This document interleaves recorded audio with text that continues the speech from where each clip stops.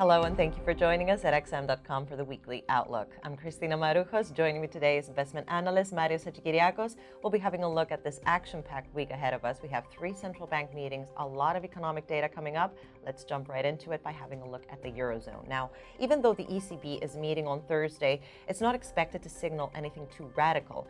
On the other hand, you seem to believe that the PMIs for January out on Friday are likely to drive the euro. Why is that? Well, mainly because the PMIs will probably be the most important factor that will decide what the ECB will do in the future. So the Eurozone economy slowed dramatically in 2019, but towards the end of the year, we saw some signs of stabilization, that growth was finally bottoming out. At the same time, we saw some of the biggest risks surrounding the global economy, Brexit, the trade war subside, and that painted a brighter picture for the euro area economy. Now, I would argue that the situation is not as optimistic as it looks. Growth may be stabilizing, but it's stabilizing at a very low level, so there isn't that much to celebrate there. At the same time, I believe that the market is underpricing the possibility that the US introduces tariffs on European products this year. Now, as far as this week is concerned, I don't think the ECB will say or do anything much. If there is any change in tone, it might be towards a slightly more optimistic narrative, given the slight improvement in the data and the escalation in global risks. But any positive reaction in the euro, I would argue, is likely to be relatively modest. It wouldn't be that much of a surprise.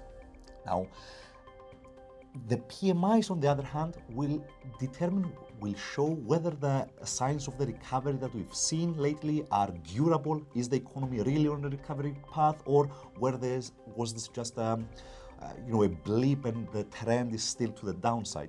Now, the answer to that will probably decide the euro's direction over the coming weeks. Now, let's move into Japan because the Bank of Japan is meeting on Tuesday. Again, no action is expected. How do you think the yen will perform? I don't think it's going to react that much to the Bank of Japan. Well, the yen doesn't really react to monetary policy decisions or economic data anymore that much. What it does react to is how risk sentiment evolves. Now, in that sense, I believe that we might see some more losses in the yen over the coming weeks. The risks, as we mentioned previously, so the trade war has calmed down, Brexit risks have moved out of the spotlight, the situation with Iran has de-escalated for now at least, so equities are moving higher, so all of these are a recipe for a weaker yen. That might continue in the near term, but further out, I think we might see the situation turn around. At some point, we might see Brexit risks come back, and I also believe that at some point the market might focus on the US presidential election and the uncertainty that comes with that, especially if one of the progressive candidates, Bernie Sanders or Elizabeth Warren, manage to secure the Democratic presidential nomination.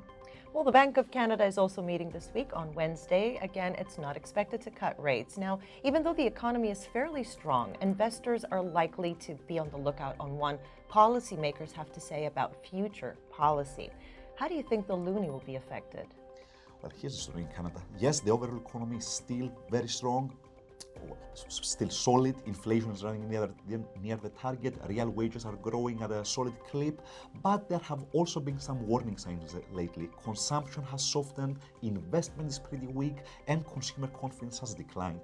Now, the most probable scenario this week is that the Bank of Canada maintains its neutral tone. If that happens, we might see an upside reaction in the loonie, but I don't think it's going to be too big, let's say. It wouldn't be any surprise for the markets. The markets already expect the Bank of Canada to remain neutral over the coming months.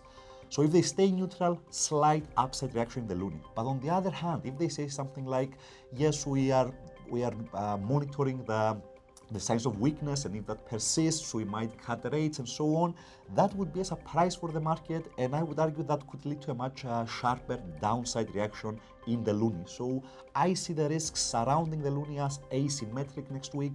If they stay neutral, mild upside reaction. If they voice any concerns, though, a much sharper downside one. And finally, moving into the UK, there is an increase in probability that the Bank of England will cut rates at its next policy meeting at the end of the month. Now, we have the PMIs out on Friday. Do you think they will determine whether the Bank of England actually does cut rates at its next meeting? And how will the pound be affected? I think they will be literally the deciding vote in whether we'll see a rate cut in January. Now, here's the think about Britain, economic data are really weak right now. Growth is running at the slowest pace since the European debt crisis. Now, at the same time, a lot of Bank of England policymakers have come out and voiced support for a rate cut. Some of them are already voting for a cut. Some others have said that we might be willing to consider one. Now, here's the catch, though. All of the policymakers have said that they prefer to examine some post-election data before deciding whether to cut rates. So this is where the PMIs come in. They're the PMIs for January, so they will be extremely important. Did the economy rebound after the election, or is the trend still that of a very slow growth? Now, as far as the pound is concerned, I think that unless we see a solid improvement in the PMIs, that would more or less seal the case for a Bank of England rate cut in January.